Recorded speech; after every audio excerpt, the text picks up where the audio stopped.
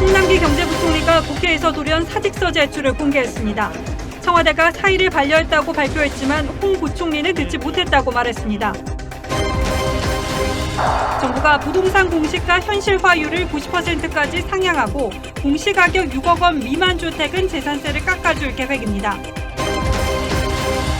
치열한 접전 속에 미국 대선 투표가 이뤄지고 있습니다. 불복 우려가 커지면서 백악관 주변에 흑인 폭동 당시에 바리케이트가 둘러쳐졌습니다.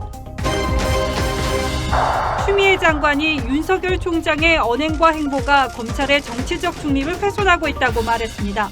윤 총장은 살아있는 권력도 수사하는 게 진짜 검찰 개혁이라고 했습니다. 100kg이 넘는 아들을 살해한 혐의로 구속 기소된 노모가 무죄를 선고받았습니다. 법원은 노모가 가족을 보호하기 위해 허위 진술했을 가능성 등을 고려했다고 했습니다. 수능 일주일 전부터 전국 고등학교가 사실상 폐쇄됩니다. 최근 교내 코로나 감염이 확산 추세를 이어간 데 따른 것으로 보입니다. 김정은 위원장이 140kg대로 추정되는데 건강에 별다른 이상 징후는 없다고 국정원이 설명했습니다.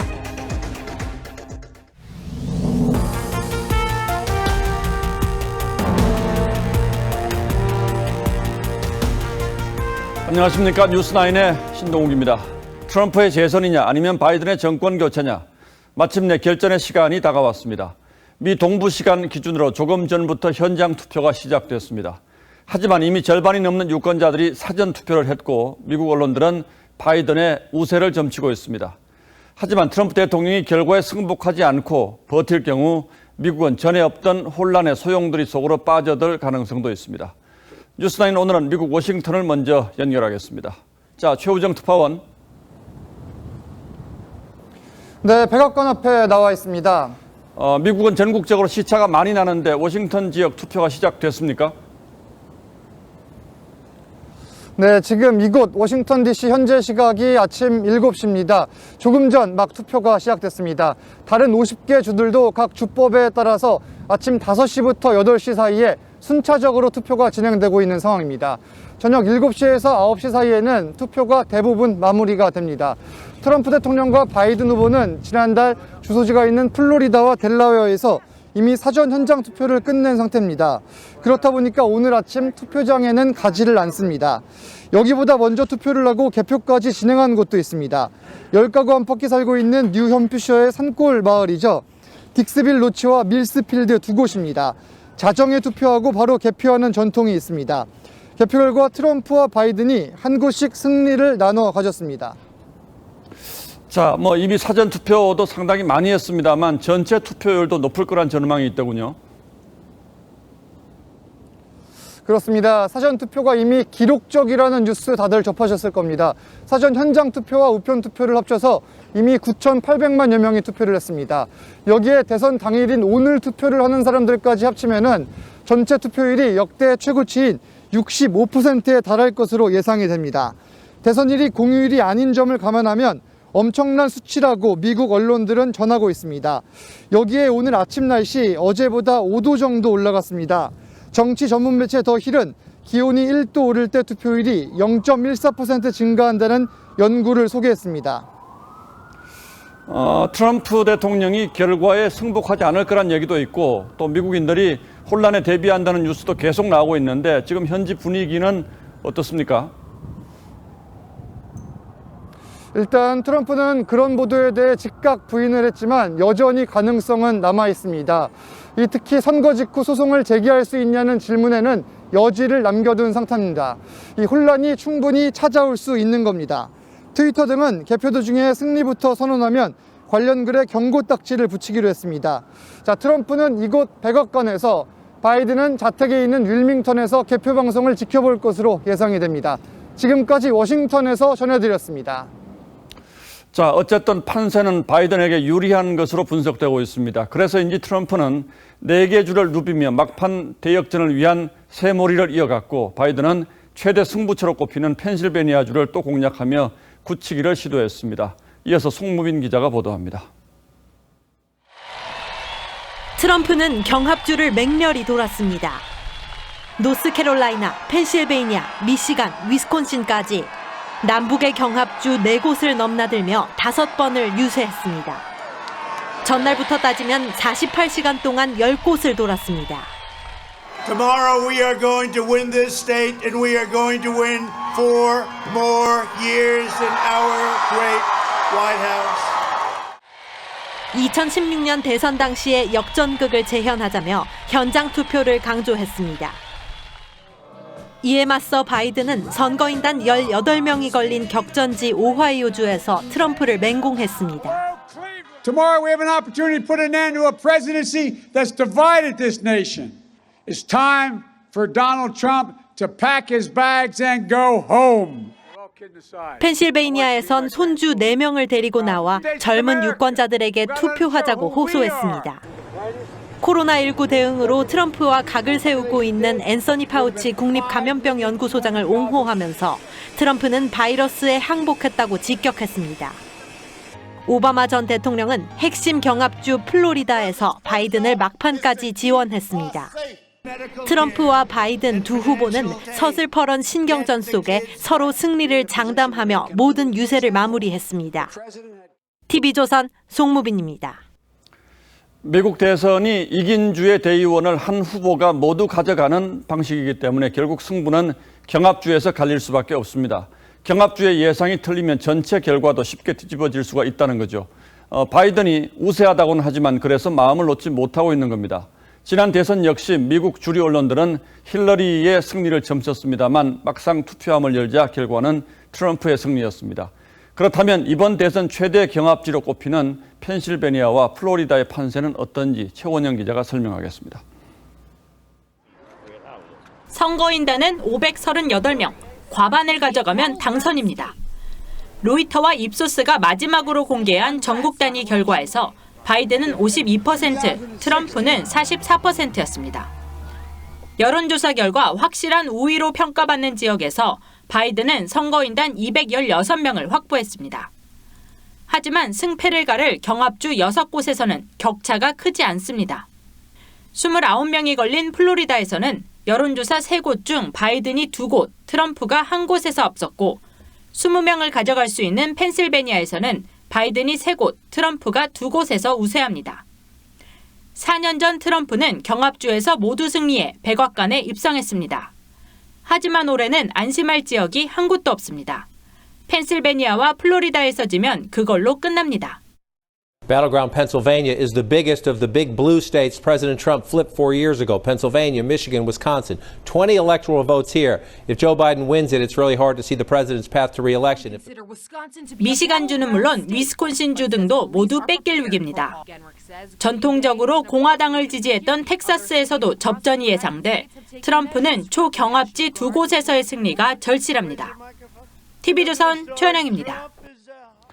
그런데 선거가 끝나면 전쟁터를 방불케 하는 대혼란이 벌어질 수 있다는 전망이 나오면서 미 전역에서 긴장감이 높아지고 있습니다.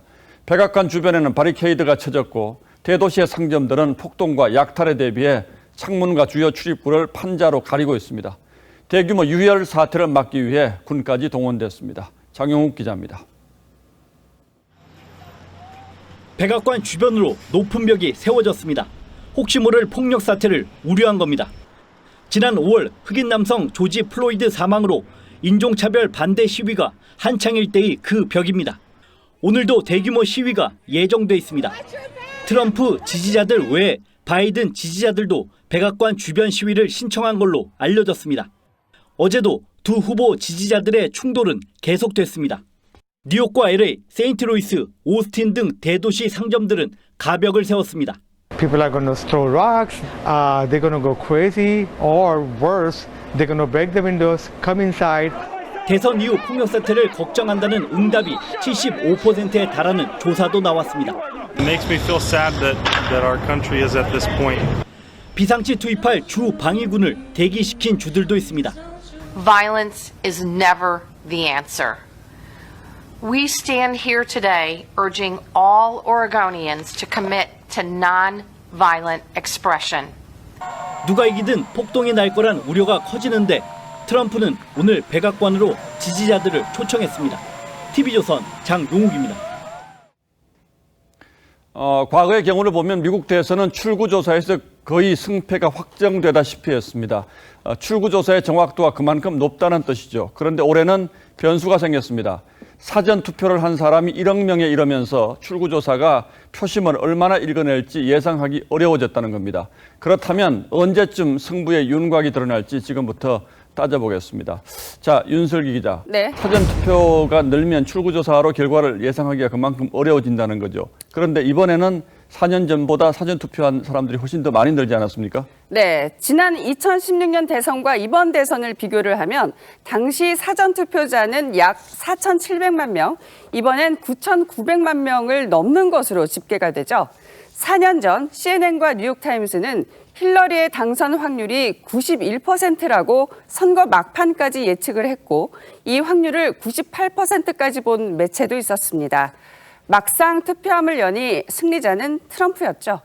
자, 그런데 이번 대선은 사전투표자가 이때보다 2배 이상 늘어난 만큼 선거 당일 현장 조사를 바탕으로 하는 출구조사로는 정확한 예측이 더 어려워질 거라는 관측이 커지고 있는 거죠. 자, 그래서 뭐 샤이 트럼프다 또는 히든 바이든이다 이런 표현들이 나오고 있는데 결국 사전투표의 표심을 읽어내는 게 중요한 관건이 되겠군요. 그렇습니다. CNN, ABC 등 미 방송사 4곳은 이번 대선에서 공동 출구조사를 하는데요. 전체 유권자 10명 중 4명인 이 사전투표자를 상대로 전화조사를 실시하고 한 달 전부터 사전투표소에서 유권자를 직접 인터뷰도 했습니다. 반면에 폭스뉴스와 AP통신은 출구조사를 안 하기로 했죠. 전화조사 등은 유권자가 사실을 말하지 않을 가능성이 상대적으로 높고 또 예측이 틀리면 언론사 신뢰도까지 영향을 미친다는 점도 고려를 했다는 해석이 나옵니다. 예, 이런 상황이라면 출구조사 결과가 나온다고 하더라도 누가 당선이 확실하다 또는 유력하다 이렇게 섣불리 예측하기가 아주 어려워지겠군요. 물론 그렇습니다. 그런데 일부 전문가들은 이번 출구조사가 오히려 더 정확할 수 있다는 반론도 제기하고 있습니다. 지지층이 일찌감치 결집해 사전투표를 했기 때문에 부동층이 그만큼 줄었고 그 결과 출구조사의 신뢰도가 더 높아질 수 있다는 거죠. 실제 4년 전 대선에서 부동층은 전체 유권자의 13에서 14%였지만 올해는 6%로 줄었다는 분석도 미 여론조사 업계에서 나왔는데요. 자, 국내 전문가 얘기도 들어보실까요? 이미 두 후보를 너무 다 잘 알고 있기 때문에 유권자들이 더 기다릴 필요 없이 일찍 투표를 할 수 있었다라는 점, 이미 결과가 정해져 있기 때문에. 자, 올해는 뭐 출구조사가 얼마나 정확했는지 이거는 이제 하루 뒤면 이제 나타날 텐데 그렇다면 정확한 이번 선거 결과는 언제쯤이면 윤곽이 드러날까요? 네, 당선자 윤곽은 우리 시간으로 이르면 내일 오후 나올 수 있습니다. 하지만 이번은 경우가 좀 다르죠. 트럼프가 질 경우 결과에 승복하지 않을 가능성 때문입니다. 만약 소송에 나서게 되면 다음 달 대법원 판결까지 기다려야 할 수도 있습니다. 자, 미국이 뭐 전에 없던 혼란에 빠질 수 있다 이런 전망도 있는데 그렇게 되지 않기를 바라겠습니다. 그렇습니다. 예, 윤슬기 기자 잘 들었습니다.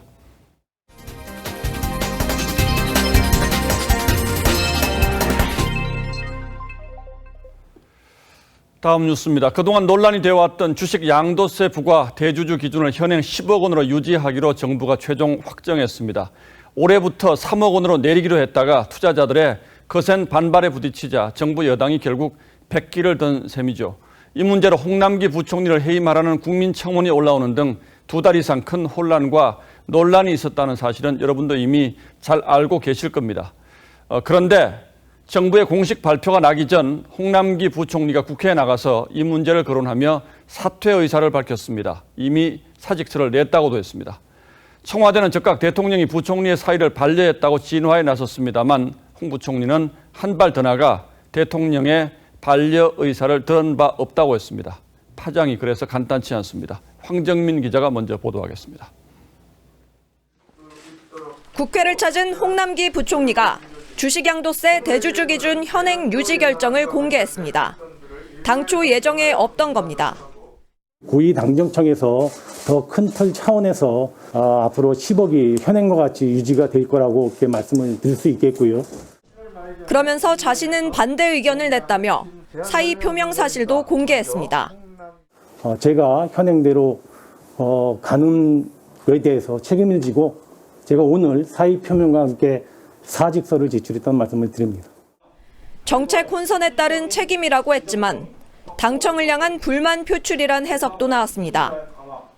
여당 의원들은 회의에 앞서 홍 부총리에게 사의 표명 소식을 들었지만 상임위에서의 거취 표명은 예상치 못한 것으로 알려졌습니다. 이 엄중한 시기에 그런 입장을 말씀하셔서 좀 당혹스럽고 좀 많은 아쉬움이 있습니다. 청와대는 국무회의 직후 사의 표명을 들은 문재인 대통령이 이를 즉각 반려하고 재신임했다고 밝혔지만 홍 부총리는 듣지 못했다며 사퇴 뜻을 굽히지 않았습니다. 대통령께서 반려를 하셨다라는 소식도 들으셨습니까? 아닙니다. 저는 지금 국회에 오느냐고 듣지 못했습니다. 저는 그래도 지금 그만두고 나가시겠냐 이 말이에요. 후임자가 올 때까지 마지막 날까지는 제가 최선을 다해서 하던 반려가 돼서 후임자가 임명한 데도 물러가야 되는 거죠. 청와대가 재신임 방침을 밝혔지만 공개적으로 사의를 표한 만큼 연말 연초로 예상되는 개각 대상에 홍 부총리도 포함될 가능성이 있다는 전망이 나옵니다. TV조선 황정민입니다. 자, 그런데 이 상황을 장관 한 명의 단순한 사의 표명으로만 볼 수 없는 이유는 지금부터 들려드릴 홍남기 부총리와 여당 의원들 간의 대화에서 짐작하실 수가 있을 겁니다. 야당은 그동안의 정책 혼선 책임을 면하기 위한 쇼가 아니냐고 의심하고 있습니다만 그렇게 보기에는 홍남기 부총리의 발언 수위가 너무 높았습니다. 경제 정책을 둘러싼 당정 갈등이 폭발의 임계점을 넘어선 듯합니다. 최지원 기자입니다. 여당 소속의 윤호덕 기재위원장은 홍남기 부총리의 사의 표명 사실 공개가 부적절했다고 비판했습니다. 의원의 질문도 없는 상태에서 기관장이 사의 표명 사실을 스스로 밝혀서 우리 위원회의 권위에도 안 맞는 그런 좀 행동을 하셨다고. 상임위 회의장이 기자회견장이냐는 격앙된 반응도 나왔습니다. 정치적 행동으로 해석될 수 있다는 지적도 나왔지만 홍 부총리도 개인의 판단일 뿐이라며 물러서지 않았습니다.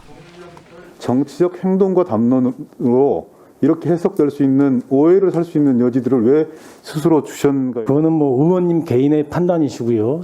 아무 일 없었던지 그냥 지나가기에는 제가 참을 수가 없는 상황이었다는 말씀을 드리고요. 사의 표명 직후 청와대가 반려한 것을 두고 보여주기 아니냐는 야당 의원의 지적에는 발끈하기도 했습니다. 외부에서 짜고 치는 고스톱이냐 하는 정도의 이야기가 나오면 의원님 그렇게 말씀하신 거는 저에 대한 너무 지나친 모욕이십니다. 예. 여당은 공식적으로는 홍 부총리가 흔들림 없이 경제정책을 이끌어야 한다는 입장이지만 사실상 정상적인 업무 수행이 어려워진 것 아니냐는 목소리도 나옵니다. 국민의힘은 청와대와 여당이 공직자의 소신을 무시한 결과라고 비판했습니다. 당 아래 공직자를 묶어두는 무리수는 역습과 고립을 자초하게 될 것입니다. TV조선 최재원입니다. 예, 섣불리 예단하긴 어렵습니다만 오늘 상황만 보면 홍남기 부총리가 물러날 생각을 굳히는 건 틀림없는 것 같습니다. 그렇다면 왜 이런 상황까지 오게 됐는지, 그동안 당정 간에 무슨 일이 있었던 것인지 송병철 기자가 당정 갈등의 기록들을 찾아봤습니다.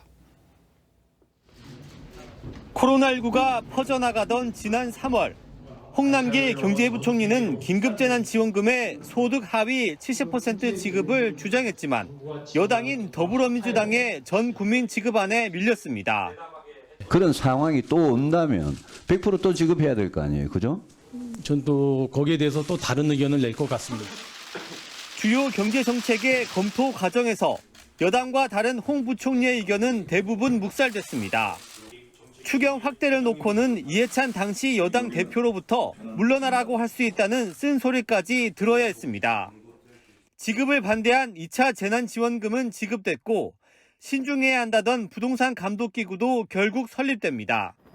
부동산 정책과 관련해선 자신의 전셋집 문제가 피해 사례로 희화화되기도 했습니다. 장관님 내년 1월에 이사하신다면서요? 그래서 전세 구하셨어요? 아니 못 구했습니다. 아직.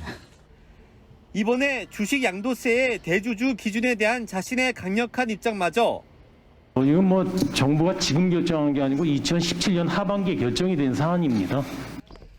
결국 여당에 막혀 꺾이게 되자 사이의 표명과 공개라는 폭발의 결정타가 된 것으로 보입니다. 홍 부총리의 오늘의 행보가 공직사회에 의미 있는 신호일 수도 있다는 말까지 관가에서는 나오고 있습니다. TV조선 송병철입니다. 관련해서 정부 여당이 재산세 인하 기준을 어디까지 낮출 것인가를 두고도 논란이 있었는데 결국 공시지가 6억 원 이하 주택에만 재산세 경감 혜택을 주기로 결론 내렸습니다. 그리고 재산세 부과의 기준이 되는 공시가 현실화율은 시가의 90%까지 앞으로 끌어올리기로 했습니다. 지선호 기자입니다. 공시가격 현실화는 주택과 토지에 모두 적용됩니다. 용도와 가격대별로 제각각인 현재 공시가격 현실화율을 앞으로 시세 90%까지 모두 끌어올립니다. 연평균 3%포인트씩 높이는데 아파트의 경우 10년, 단독주택은 15년에 걸쳐 점진적으로 오릅니다. 거래가 적어 시세 파악이 어려울 수 있다는 지적에 대해선 보완책을 마련했다고 밝혔습니다. 시세 조사의 객관성을 높이고 외부 심사 등 심사 절차를 강화하여 정확성이 확보될 수 있도록 하겠습니다. 6억이냐 9억이냐 기준을 두고 논란이 컸던 재산세 감면 기준은 결국 공시가 6억 원 이하로 정해졌습니다. 정부는 공시가격 인상으로 크게 늘어날 세 부담을 완화하기 위해 공시가격 6억 원 이하의 주택 한 채만 보유한 가구에 대해선 재산세 0.05%포인트를 감면합니다. 금액으로는 최대 18만 원이고 내년부터 3년간 한시적으로 적용한 뒤 재검토한다는 단서를 달았습니다. 모든 주택의 세금이 늘어나는 가운데 1주택, 중저가 주택의 세금을 감면해 줌으로 인해서 조세 반발을 누그러뜨리려는 정책적 효과를 기대한 것.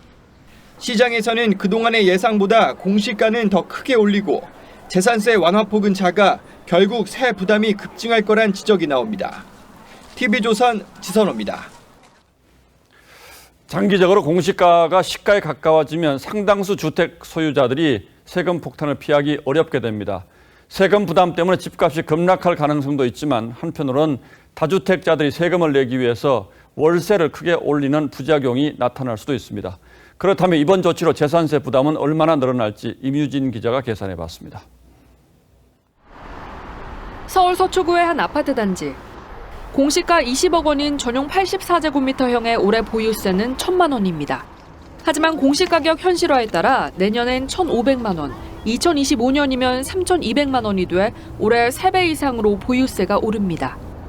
과천의 이 아파트 전용 84제곱미터형 이상은 공시가가 오르면서 내년부턴 종부세 대상이 됩니다. 공시가가 9억 원을 넘으면서 올해까지는 없던 종부세가 내년엔 32만 원부터 보유세가 328만 원에 이릅니다. 5년 후에는 더욱 올라 625만 원까지 늘어납니다. 다른 강남권 아파트의 보유세도 5년간 2배에서 3배씩 오를 것으로 보입니다. 집 한 채 가진 연금 생활자들에겐 그야말로 세금 폭탄이 될 가능성이 큽니다. 정부는 집값이 떨어지면 세금 부담액도 줄 것으로 기대하고 있습니다. 하지만 집값이 크게 떨어질 경우 시세와 공시가격이 역전되는 상황이 벌어질 수 있습니다. 집값은 떨어졌는데 보유세는 전년도보다 더 많이 내야 된다라고 느낄 수 있는, 즉 이런 시차가 매년 1년 단위로 문제가 나타날 수 있습니다. 전문가들은 세금 폭탄을 맞게 된 집주인들이 월세를 통해 세부담을 세입자에게 전가할 가능성도 작지 않다고 우려했습니다. TV조선 임유진입니다. 윤석열 검찰총장이 오늘 충북 진천의 법무연수원을 찾았습니다. 신임 부장검사들을 상대로 한 강연에서 살아있는 권력의 비리를 수사하는 검찰을 만드는 게 진짜 검찰개혁이라고 강조했습니다. 원론에 가까운 말입니다만 추미애 장관식 검찰개혁에 대한 정면 반박으로 해석할 수가 있습니다. 백연상 기자가 다녀왔습니다. 윤석열 검찰총장의 관용차가 충북 진천 법무연수원 입구에 들어섭니다.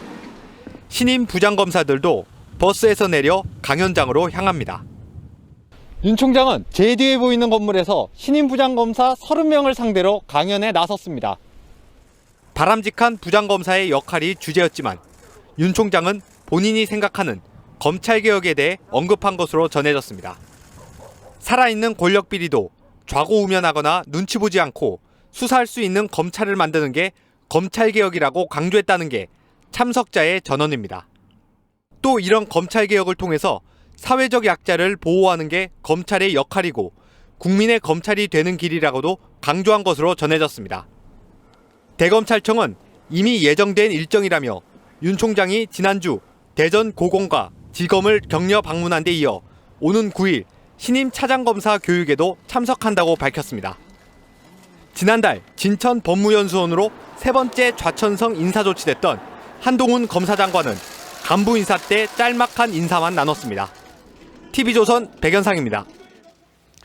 추미애 법무장관은 오늘도 윤석열 총장 비판에 나섰습니다. 청와대 국민청원에 대한 답변 형식의 입장문을 통해서 윤석열 총장의 언행이 검찰의 정치적 중립을 훼손했다며 직설적으로 비판했습니다. 이어서 김태훈 기자가 보도합니다.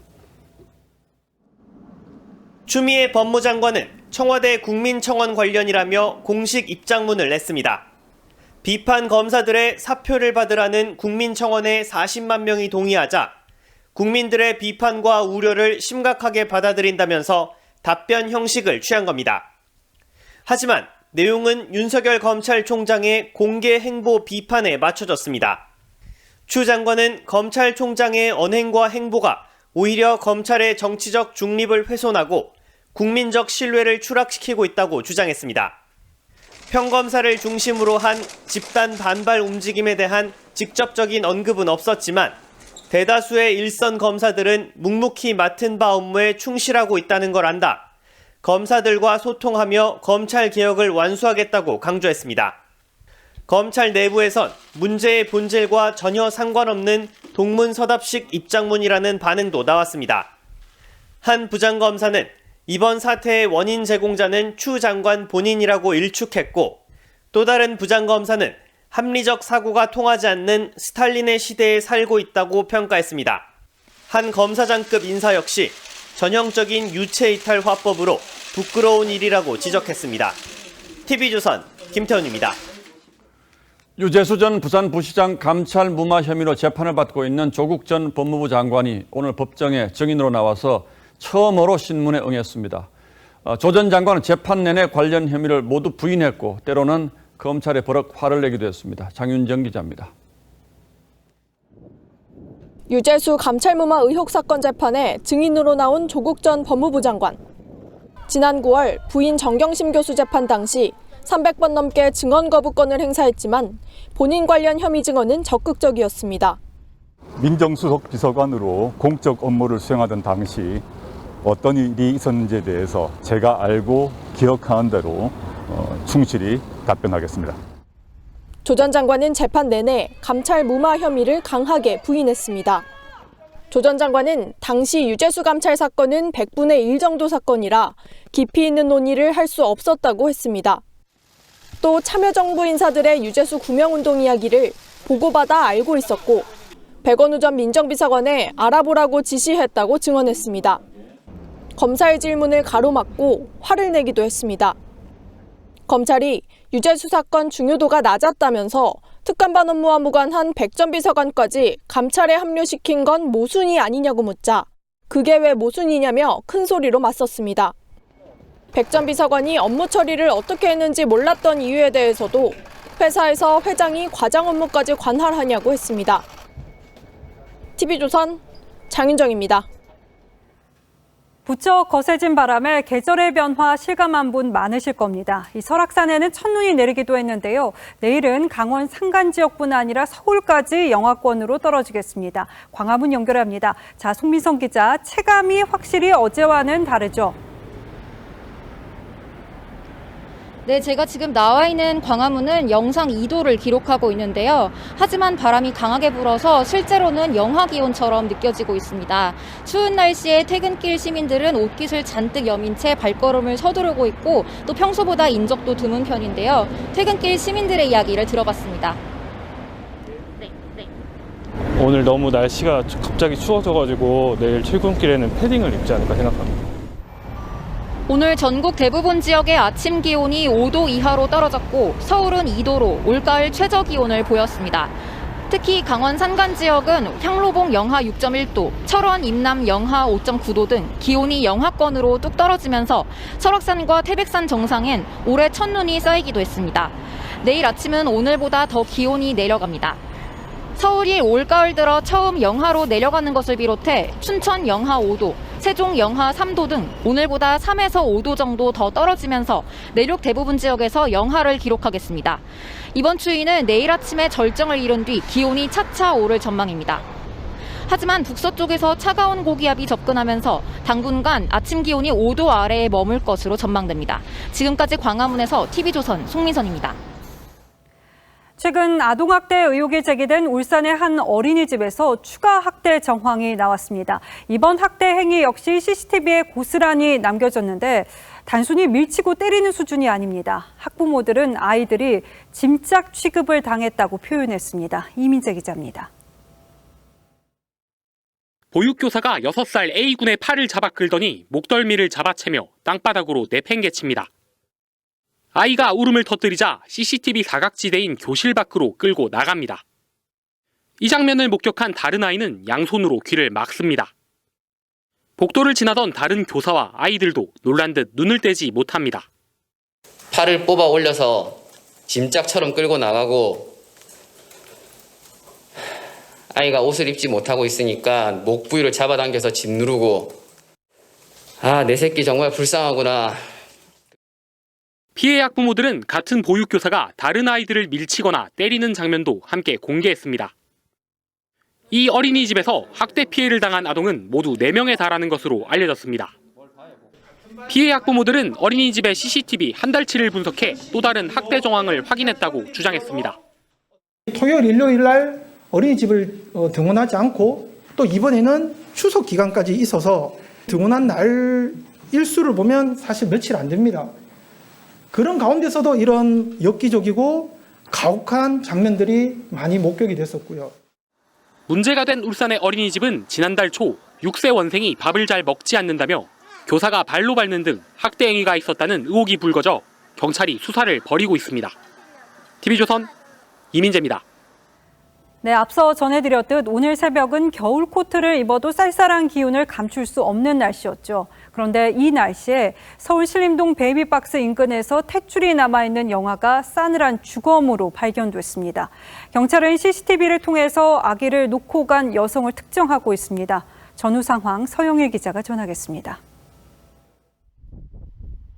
좁은 골목길 벽면에 한 종교단체가 만든 베이비박스가 설치되어 있습니다. 이 주변에서 영아가 발견된 건 오늘 새벽 5시 30분쯤. 베이비박스 바로 앞 이 파란 통 옆에서 분홍색 수건에 쌓여있던 아이가 발견됐는데 숨진 상태였습니다. 경찰은 CCTV 분석을 통해 어제 오후 10시 10분쯤 한 여성이 아기를 파란 통 위에 올려놓는 장면을 포착한 것으로 파악됐습니다.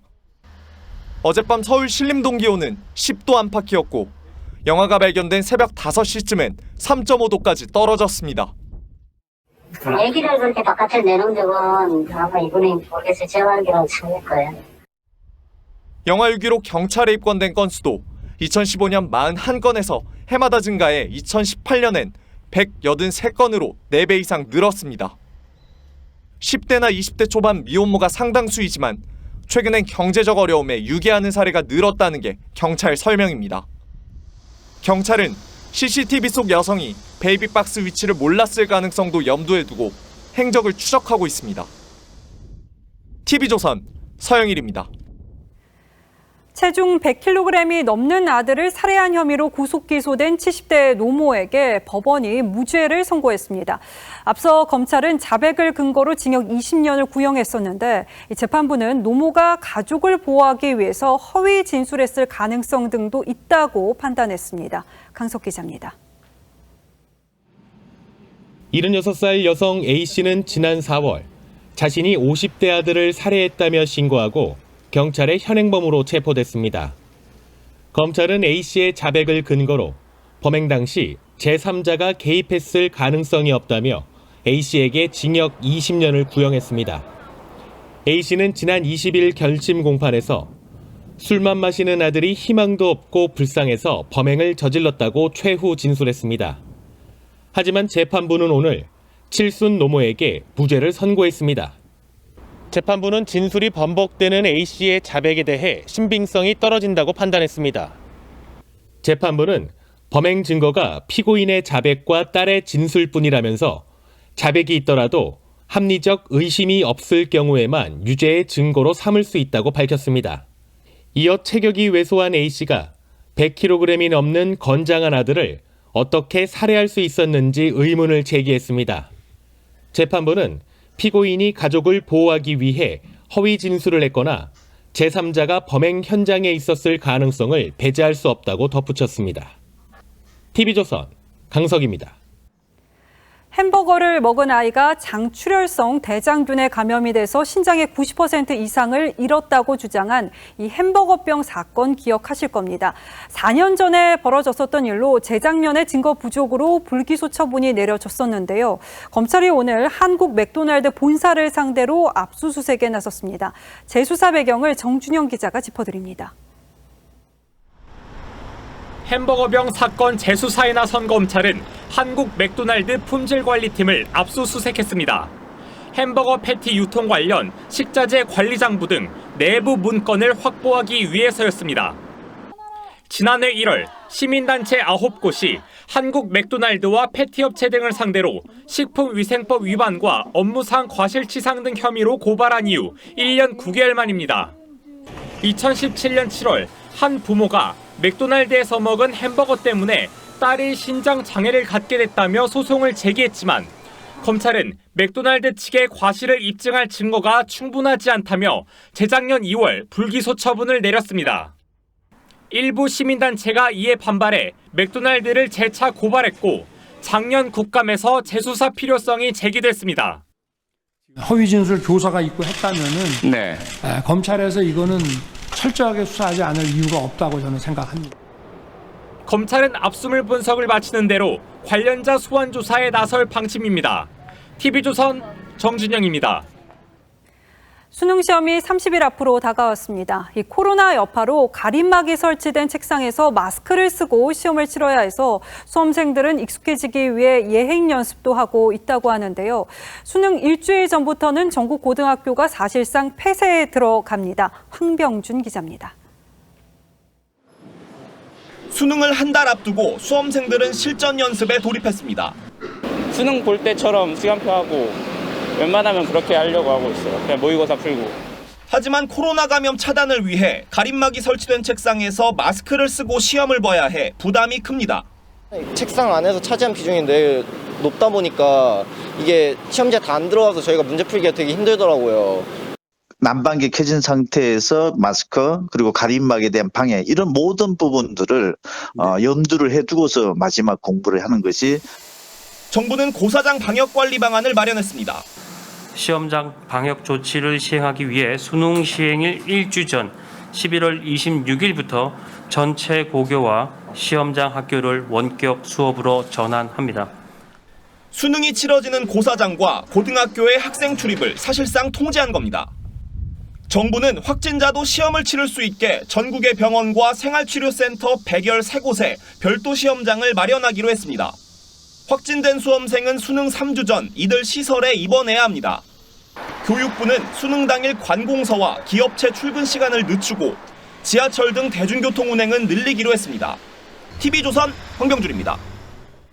신규 확진자가 100명 안팎을 오가는 상황이 길어지면서 병원 방문은 최대한 자제하는 게 흐름이기도 한데 그 여파로 건강검진 대상자 가운데 검진을 받는 비율이 이 수검률도 크게 떨어졌습니다. 정부는 국가 건강검진 기간 6개월 연장 여부 검토에 들어갔습니다. 정은혜 기자입니다. 서울의 한 건강검진센터. 예년 같으면 연말을 앞두고 검진자들로 북적였지만 올해는 다릅니다. 코로나19 때문입니다. 예년 같으면 일찌감치 와가지고 안 바쁠 때 와서 했는데 이번 연도는 코로나도 있고 해서 미루다가 오게 된 것 같아요. 코로나19 장기 유행 속에 지난달까지 국가 건강검진 수검률은 43.7%로 최근 5년에 비해 낮습니다. 문제는 연말로 갈수록 검진자가 한꺼번에 몰릴 거라는 겁니다. 코로나 때문에 못 오셨던 분들이 연말에 좀 많이 몰리실 수밖에 없는 거긴 한데. 최근 거리두기가 완화된 데다 건강보험 직장가입자의 경우 2년에 한 번씩 국가검진을 받지 않으면 과태료를 물 수 있어서입니다.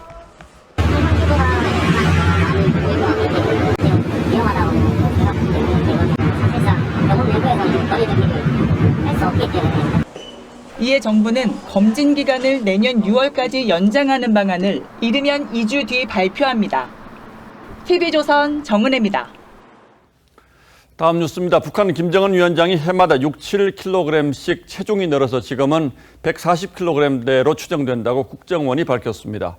김 위원장의 체중이 관심인 건 건강 이상설이 끊이지 않기 때문이죠. 국정원은 또 그의 여동생인 김여정이 최근 노출이 뜸하기는 하지만 여전히 김정은과 역할 분담을 하며 국정 전반에 관여하고 있다고 밝혔습니다. 차정성 기자가 취재했습니다. 2012년 집권 당시와 현재의 김정은 위원장 모습입니다. 집권 초기 90kg이었던 김 위원장 체중은 매년 6, 7kg씩 늘어 현재 140kg대에 이른 것으로 국정원은 파악하고 있습니다. 다만 건강엔 이상이 없다고 국회 정보위에 보고했습니다. 현재는 무리 없이 계단과 언덕을 오르내리는 정상 보행이 가능하다. 그리고 살은 좀 쪘지만은 젊은 나이여서 그 비만이 그렇게 큰 건강의 문제는 아니다. 집권 8년 만에 김 위원장의 직책이 김일성, 김정일과 같은 대원수급으로 격상될 것이란 관측도 나왔습니다. 동생 김여정 부부장 역시 내년 초 직책이 오를 것으로 전망됩니다. 최근엔 김 위원장이 정책 지도에 집중하고 김여정은 외교안보와 당 행사 총괄 기획 등으로 남매 간 역할 분담도 이뤄지고 있다는 게 국정원 분석입니다. 시기는 내년 1월 8차 당대회 때 대규모 열병식을 통한 무력 시위와 함께 이루어질 것이란 전망이 나옵니다. 충성맹세 의식을 하려는 거 아닌가 이렇게 판단을 하고 있습니다. 8차 당대회에서 열병식을 다시 열어서 충성맹세 의식으로 활용할 가능성이. 국정원은 북한이 지난달 10일 노동당 창건 75주년 기념 열병식에서 사상 최대 규모 탄도미사일과 새로운 전자전, 화학전 장비를 공개했다고 밝혔습니다. 북한은 또 SLBM을 탑재할 수 있는 새 잠수함 2척을 건조 중인 것으로 파악됐습니다. TV조선 차정승입니다. 간밤에 오스트리아의 빈에서 총기 테러가 벌어져서 사상자가 속출했습니다. 프랑스 파리와 니스에 이어 한 달도 안 되는 사이에 유럽에서만 벌써 세 번째인데 이번에도 이슬람 극단주의 세력이 관련된 것으로 알려졌습니다. 코로나 재확산 우려 속에 테러 공포가 유럽을 덮치고 있습니다. 오늘의 포커스는 위기의 유럽입니다.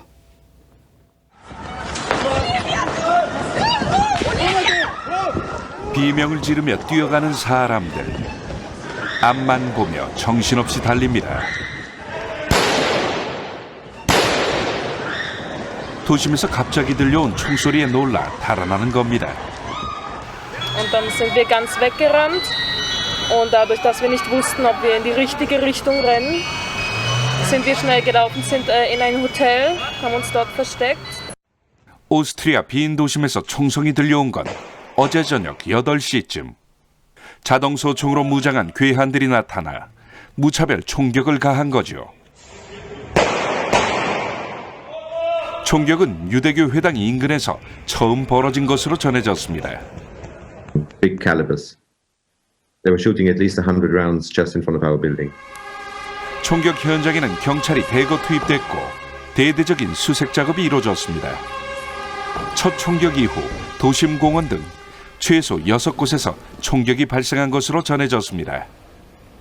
용의자 한 명이 사살됐는데 이슬람 극단주의 무장단체 IS와 관련이 있다고 오스트리아 당국은 밝혔습니다.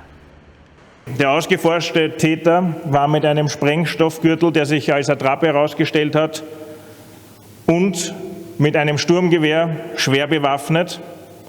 Der Attentäter war ein Sympathisant der Terrormiliz IS. 괴한의 총격으로 일반 시민과 경찰관을 포함해 최소 3명이 숨지고 10여 명이 다친 것으로 알려졌습니다. 이날 테러는 최근 심각해진 유럽 코로나 확산으로 오스트리아 정부가 부분 봉쇄에 돌입하기 불과 몇 시간 전에 발생했습니다. Darüber hinaus ist es notwendig, Ausgangsbeschränkungen zwischen 20 und 6 Uhr zu verhängen. 코로나로 야간 통행이 금지됐던 프랑스 니스에서도 지난달 29일 이슬람 극단주의자에 의한 흉기 테러가 벌어졌고 de ces actes qui n'a cessé de répéter en boucle devant nous Allahu Akbar alors qu'il était médicalisé sur place. 지난달 16일에는 프랑스 파리에서 중학교 교사가 괴한에게 참수당했죠.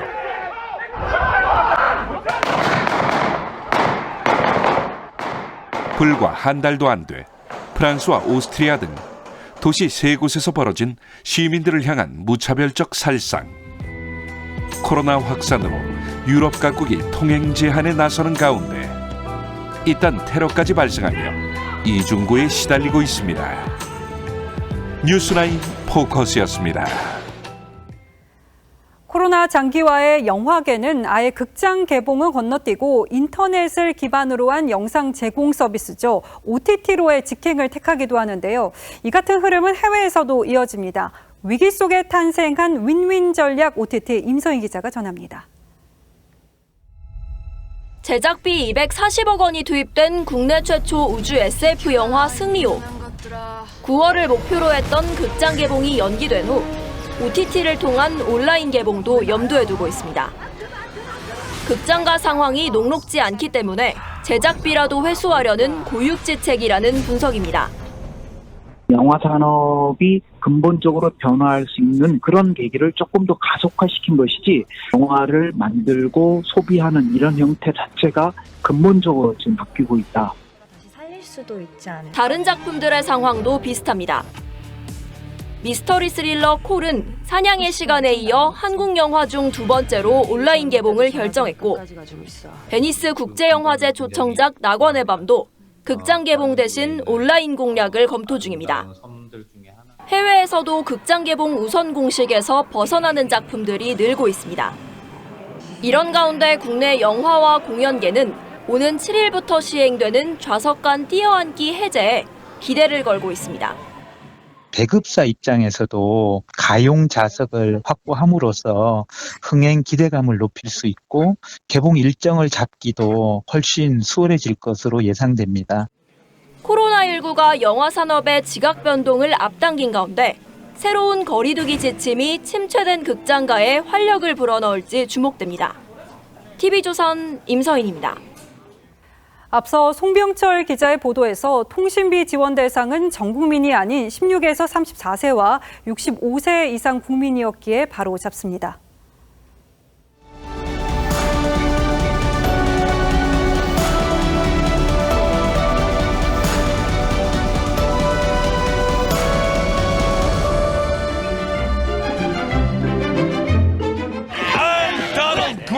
And I have more trash than all of you. So, yeah. 50년 된 미국 공영방송 어린이 프로그램이죠. 세스미 스트리트는 심술궂고 욕심 많은 캐릭터 트럼프를 등장시켜 부동산 재벌 트럼프를 풍자하곤 했습니다. 트럼프는 대통령이 된 뒤 공영방송 재정 지원 중단 계획을 발표했는데 복수하려 했다는 비판을 그래서 받았습니다. 그러면서 세스미 스트리트에서 가장 비호감 캐릭터인 스너피의 트럼프를 빗댄 신조어 트럼팔로파거스가 SNS에 유행했습니다.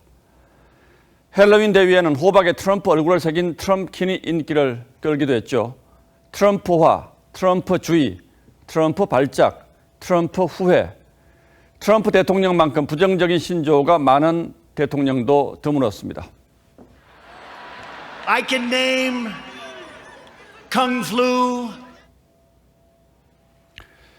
트럼프는 스스로도 신조어를 잘 짓는다고 자부합니다. 그러면서 가짜뉴스와 마중물 효과 같은 용어도 자기가 고안했다는 억지 주장을 하기도 했습니다. 지난 4년 세계는 일찍이 볼 수 없었던 미국 대통령과 그가 이끄는 미국을 불안과 혼돈 속에 주시했습니다. 그리고 다시 4년 슈퍼파워 미국의 행로를 결정하는 투표가 시작됐습니다. 그 결과가 우리에게 미치는 영향도 그 어느 때보다 크기 때문에 긴장과 우려의 눈길로 지켜볼 수밖에 없습니다. 전 세계가 당장 걱정하는 것은 사상 초유의 선거 불복 사태입니다. 트럼프가 사실상 불복 가능성을 예고하면서 미국의 헌정 질서는 뿌리째 흔들릴지 모를 기로에 섰습니다.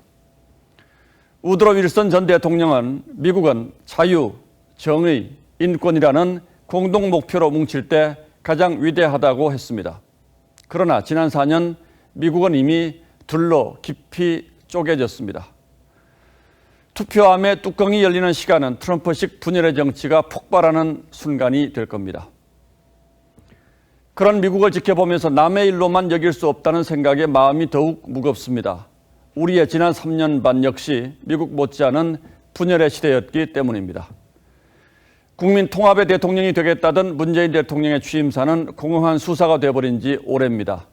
2022년 봄 대한민국은 또 얼마나 깊은 분열의 상처를 드러낼지 벌써부터 걱정스럽습니다. 11월 3일 앵커의 시선은 분열의 정치, 미국과 한국이었습니다.